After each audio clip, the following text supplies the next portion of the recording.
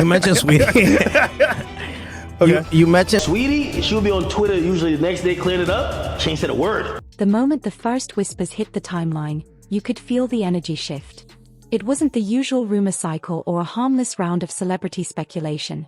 This time, something darker was moving beneath the surface. The chatter around Saweetie had been loud before, but this felt like a storm creeping in from every direction, gathering pieces of her past, twisting them together, and preparing to swallow her whole. People kept asking if anyone had seen her response, if she'd cleared things up like she normally did. But she hadn't. Not a tweet.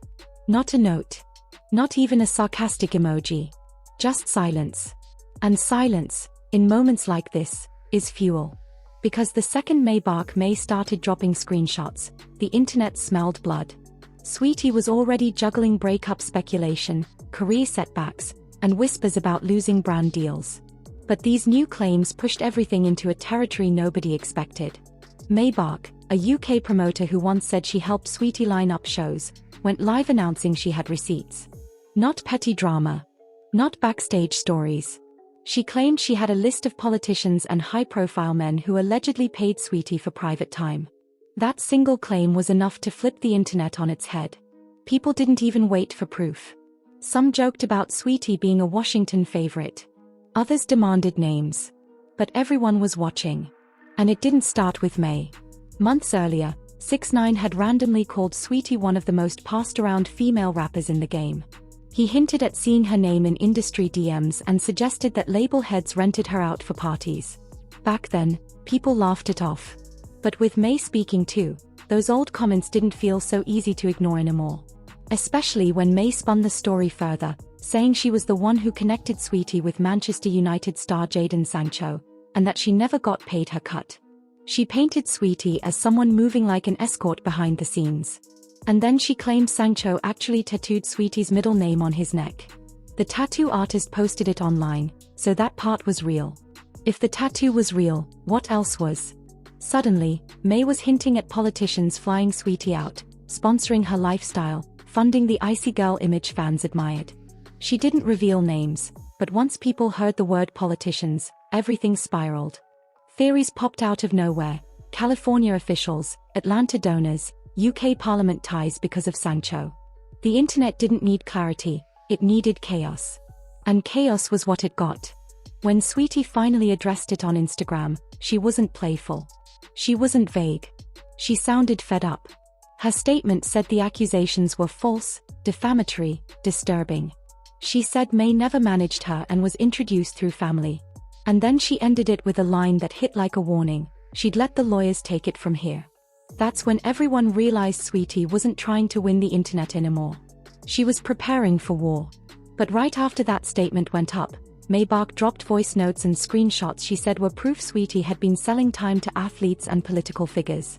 Then 6ix9ine jumped back in, claiming Saweetie was selling herself in Broward County. It felt like he'd been waiting for the moment the narrative cracked. Suddenly the icy girl image didn't seem untouchable. People began saying Saweetie was living a pay-for-play lifestyle while maintaining a polished, business-savvy exterior. And once someone is labeled an industry escort, the stain rarely washes off completely. Saweetie started posting cryptic messages afterward, things about pretty girls being punished, about beauty coming with consequences. It didn't do much to calm the storm. And May wasn't slowing down. She began saying Saweetie wasn't just selling dreams, she was selling access. Fans demanded the list. Some believed she was saving it for court so she could release it as evidence. If that was true, Saweetie might face a public takedown she couldn't control. Because once something becomes a court exhibit, it's no longer gossip. It's documentation. Fans then started connecting pieces of Saweetie's past relationships to this new mess. Sancho didn't even have time for his tattoo to heal before being dragged into escort speculation. His team reportedly began distancing him quietly. Then people brought up YG, the big argument at their house that led to a police visit. Rumors resurfaced that he'd seen something in her phone, something he wasn't supposed to. Quavo got pulled in too. That elevator video from 2021 resurfaced again, especially after Chris Brown referenced it in his diss track, implying he'd been involved with Saweetie while she and Quavo were still together. Whether true or not, it added fire to an already blazing narrative. Old clips resurfaced too, including Winter Blanco saying Saweetie was known for being with married men. Offset's name came back around because of the infamous lap-sitting photo she posted years ago. She denied dating him, but she never clarified the picture. Now fans were asking how she could deny escort rumors yet still leave that story hanging.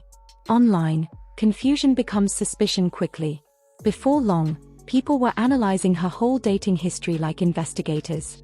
Every man, Jack Harlow, James Harden, Lil Baby, Damson Idris, had status or wealth. To some fans, this looked like a pattern. They began wondering if Saweetie's relationships were strategic, if she used them to stay relevant even when her music slowed down. 2 years without a charting single, yet constant luxury trips, expensive clothes, magazine covers. Someone had to be paying for that lifestyle, according to the internet's logic. That's when May alleged Saweetie wasn't broke at all, she was just paying off too many people to protect her secrets. She claimed audio recordings were next, allegedly proving Saweetie received payments through middlemen. And that's where the story twisted into something deeper.